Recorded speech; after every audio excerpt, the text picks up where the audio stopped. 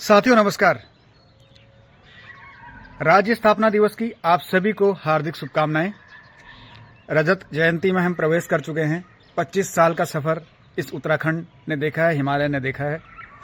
उत्सव के साथ साथ मंथन का भी दौर है, विचार का भी दौर है।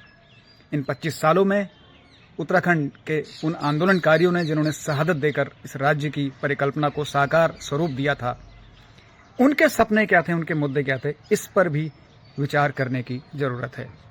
जश्न, उत्सव, साथ में मंथन। हमने क्या पाया इन 25 सालों में और क्या खोया है। धराली और थराली, कपकोट की जैसी आपदाएं हमने देखी हैं। उससे पहले 2013 के दौर में हमने केदारनाथ जैसी आपदा को देखा है। उसके बाद हम कितना समझे हैं। हमारे नीति नियंता, हमारे जनप्रतिनिधि, माननीय लोगों ने उत्तराखंड के विकास की कैसी तस्वीर खींची है, कैसा खाका बनाया है, इस पर भी विचार करने की आवश्यकता है। आम आदमी से ज्यादा जिम्मेदारी होती है मीडिया कर्मियों की, लोकतंत्र के चौथे स्तंभ की।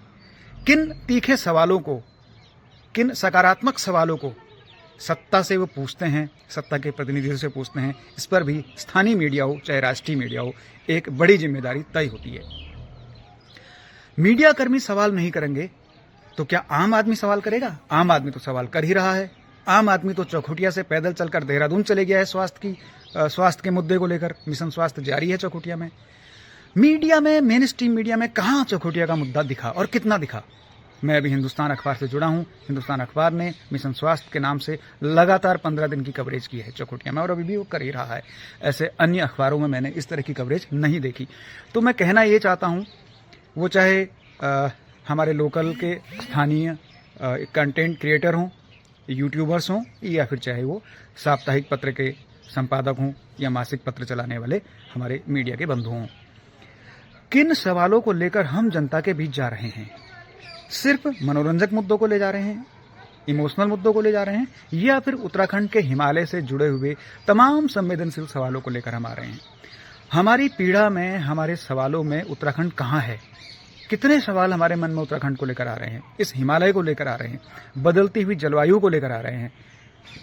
अभी ला नीना का प्रभाव शायद नवंबर के बाद शुरू हो जाएगा, ऐसे कयास लगाए जा रहे हैं। मौसम विज्ञानी कहने लगे हैं कि 100 साल में जितनी ठंड, जितनी सर्दी नहीं हुई है, इस बार उत्तर भारतीय क्षेत्र में बेहद सर्दी, बेहद ठंड पड़ेगी। एक तरफ ला नीना का प्रभाव है, दूसरी तरफ हिमालय का बदलता स्वरूप है, खिसकते ग्लेशियर हैं, हिमालय क्षेत्र में बढ़ता हुआ कार्बन फुटप्रिंट है। तो इन सवालों के साथ साथ नदी के किनारे बनते महानगर हैं, उजड़ते शहर हैं, कस्बे हैं। विकास का कौन सा मॉडल उत्तराखंड के लिए, हिमालयन राज्य के लिए मुफीद होगा? कौन सा मॉडल विकास का यहां खपेगा? क्या सुरंग बांध, क्या सुरंग के द्वारा ट्रेन को लाना, क्या सुरंग के द्वारा बड़े बड़े हाईवे बनाना उत्तराखंड के विकास में योगदान देगा? या फिर भूस्खलन, तमाम भूगर्भीय हलचलों में उसका कोई रोल होने वाला है भविष्य में?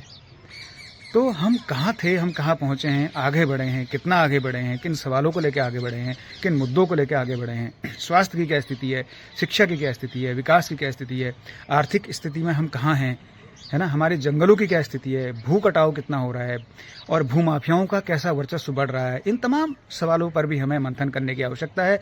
बहुत अच्छा विचार दिया था साथियों ने कि हमको स्थापना दिवस गरुड़ में भी मनाना चाहिए, अवश्य मनाना चाहिए। कम से कम मीडिया कर्मियों को तो जरूर मिल बैठ के चर्चा करनी चाहिए। नमस्कार।